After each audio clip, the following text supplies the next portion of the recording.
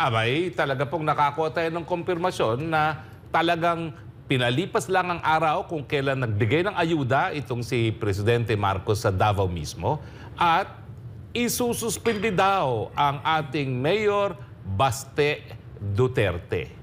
Totoo po yan, no? Yan po ay isang impormasyon na nakarating na hindi lang sa akin, pati na rin doon sa mga taga Davao, no? At ang tanong, ano na naman ba ang ginawang kasalanan ng Mayor Baste? Well, hindi lang po dahil siya ay Duterte, kundi siya po talaga ay simbolo, modelo ng maisog na Pilipino.